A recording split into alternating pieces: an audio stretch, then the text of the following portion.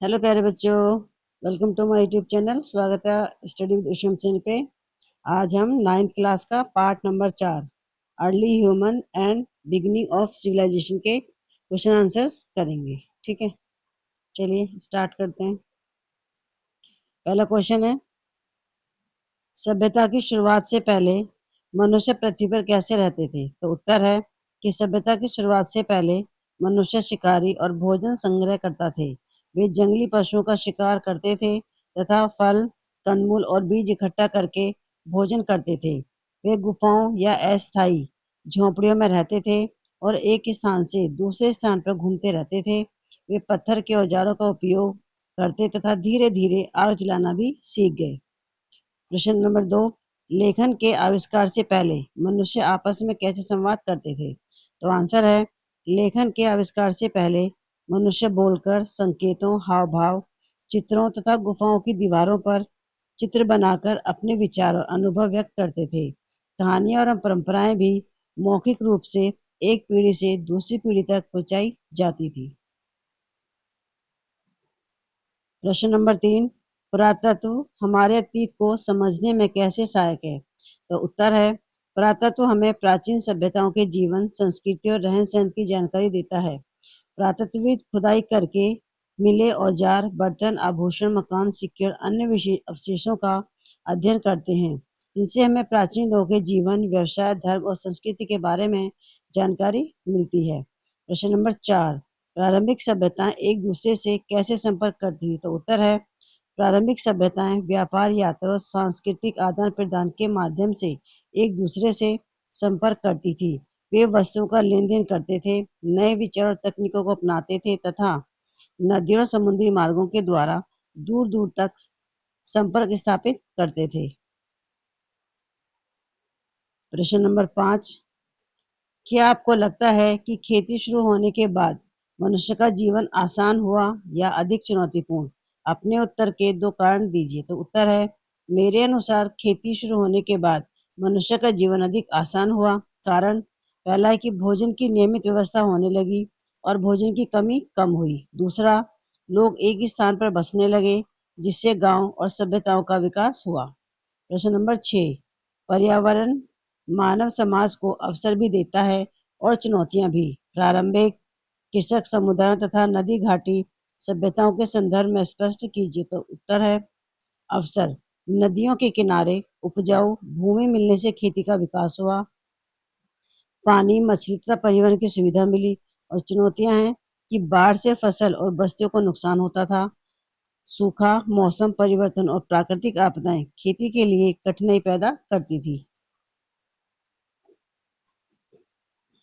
प्रश्न नंबर 7, इतिहासकार प्रारंभिक मानव इतिहास को पाषाण युग, कांस्य युग और लोह युग में क्यों बांटते हैं? ये वर्गीकरण मानव प्रगति के बारे में क्या बताता है? तो उत्तर है, इतिहासकार इन युगों का विभाजन उस समय उपयोग किए जाने वाले औजारों और धातुओं के आधार पर करते हैं। यह वर्गीकरण बताता है कि समय के साथ मानव ने नई तकनीकें विकसित की, बेहतर औजार बनाए तथा खेती, व्यापार और सभ्यता का विकास किया। प्रश्न नंबर 8, कल्पना कीजिए कि आप एक नवपाषाण किसान हैं। अपने जीवन के एक दिन का वर्णन कीजिए। ऐसी कौन सी चुनौतियां होंगी जिनका सामना शिकारी संग्रहकर्ता को नहीं करना पड़ता था? तो उत्तर है, मैं सुबह खेतों में काम करता हूँ, बीज बोता हूँ, फसलों की देखभाल करता हूँ और पशुओं की देखभाल करता हूँ। शाम को अनाज इकट्ठा करके सुरक्षित रखता हूँ। चुनौतियाँ, फसल के खराब होने का डर। दूसरा, वर्षा पर निर्भर रहना। तीसरा, कीटों और जंगली जानवरों से फसल की रक्षा करना।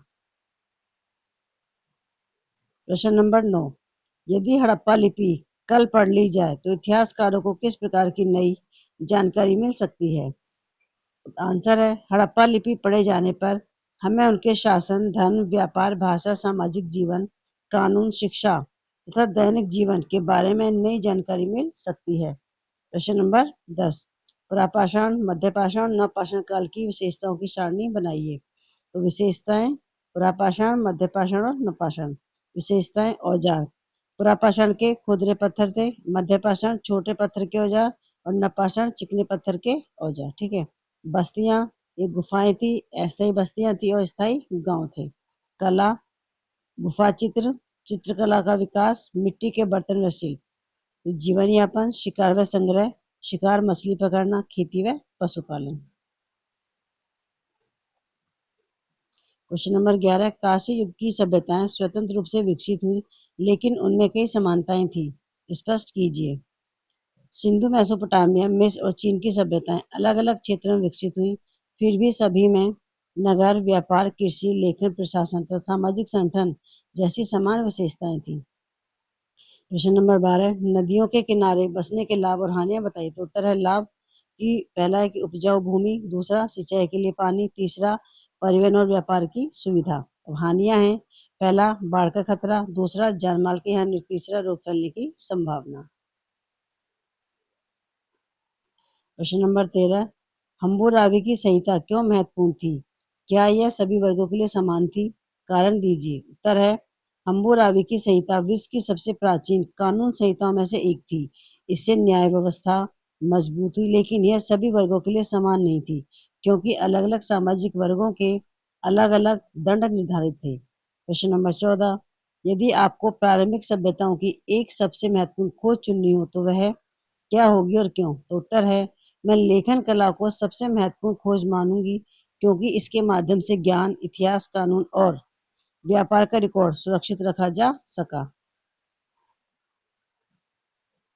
प्रश्न नंबर 15, मिस्र और मेसोपोटामिया या चीन की सामाजिक व्यवस्था और दैनिक जीवन की तुलना कीजिए। तो समानताएं हैं, पहला है कि दोनों में कृषि मुख्य व्यवसाय था, दूसरा राजा, अधिकारी, व्यापारी और किसान जैसे सामाजिक वर्ग थे, तीसरा लेखन और व्यापार का विकास हुआ। और भिन्नताएं हैं कि मिस्र की सभ्यता नील नदी पर आधारित थी, जबकि मेसोपोटामिया टिग्रिस और यूफ्रेटिस नदियों पर।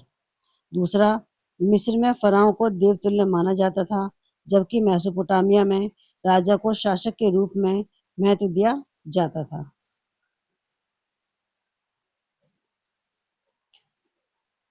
सभी बच्चे कमेंट करके जरूर बताएं, ठीक है। और अगर आप मेरे चैनल पर नए हैं तो प्लीज मुझे को लाइक और सब्सक्राइब जरूर करें, साथ ही बच्चों को भी शेयर कर ताकि बच्चों को भी सहायता मिल सके। तो आज की वीडियो में बस इतना ही, मिलते हैं आपसे नेक्स्ट वीडियो में।